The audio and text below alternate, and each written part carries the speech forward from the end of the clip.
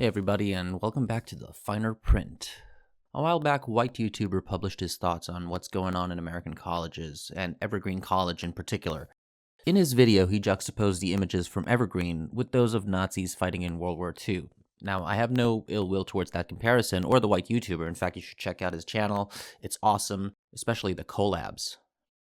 It bothers me that people don't seem to be cognizant of this, but Evergreen, Yale, and many such other instances of students who decide to invent an offense out of thin air and proceed to shame, vilify, shout down, and make ludicrous demands of their victims and their employers seem to be more like, well, this. You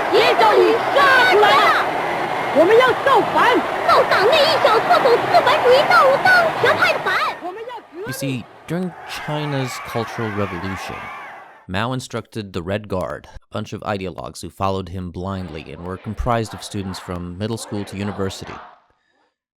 Their goal was to rid China of the so-called Four Olds: old customs, culture, habits, and old ideas.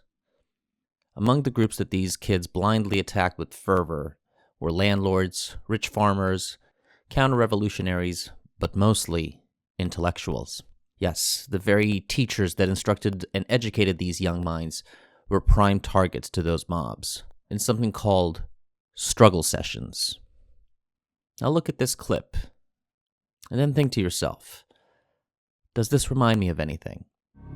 Zhou Enlai's implicit distinction between smashing bourgeois ideas and smashing bourgeois individuals was quickly forgotten. Over the next few weeks, tens of thousands of people in Beijing were harangued and severely beaten. Many hundreds died. I mean, sure, physical violence is not quite there yet, but the public berating over a nothing of a crime, yelling in unison to shout out any opposing views, the shrieking accusations that in some way an individual has harmed the group, is quite astoundingly apparent. Even the body language of the professors in these situations is tellingly identical. The Red Guards were Mao's tip of the spear when it came to cleansing China of undesired cultural elements, and it didn't stop with people. Ancient artifacts, books, statues, entire swathes of history were erased in brutal fashion under the guise of sweeping away all monsters and demons, as the old things were deemed to be fostered by the exploiting classes and have poisoned the minds of the people for millennia. During this period, between 1966 and Mao's death in 1976, most schools were closed. Millions of young men and women were deprived of proper education and were instead swept by the fires of revolution. These kids out there, in the campuses of America, are calling for such revolution, but their lack of knowledge and understanding of historical context and what such revolution entails are terrifying in their ignorance. What's really terrifying is that, unlike the Red Guards, there's no discernible central authority that directs and leads these mindless mobs of maladjusted, moronic, mollycoddled muppets. Mao led the way, and the Red Guard followed. He delineated the goal, and they provided the execution. The same cannot be said here. Sure, there are dozens, if not hundreds, of figures that try to guide these idiots into a revolutionary frenzy. Look at Comrade Starbucks, a.k.a. Dan Arrell, George Cicarillo, a.k.a. Comrade Panera Bread. Thanks, Wizard of Cos. The Young Turks could be said to be fanning the flames somewhat.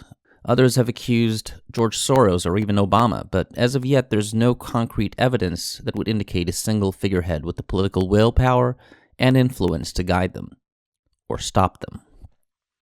Bret Weinstein tried valiantly to present his views, only to be shouted down.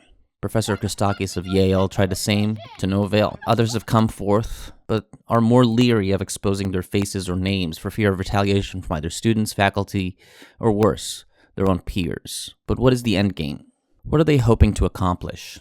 These spoiled brats, crying out for revolution against capitalism, Trump, the alt-right, all in the name of social justice, have neglected an important axiom about history. It tends to repeat itself.